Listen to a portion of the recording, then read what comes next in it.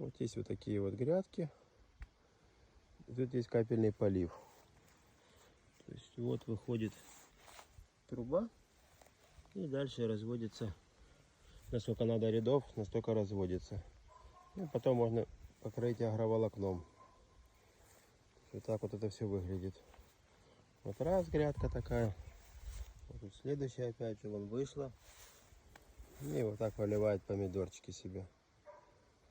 Такой капельный полив для таких грядок. А, кстати, вот это вот шланг для капельного полива. Вот фирма Rainbird. Там написано, сколько капель капает.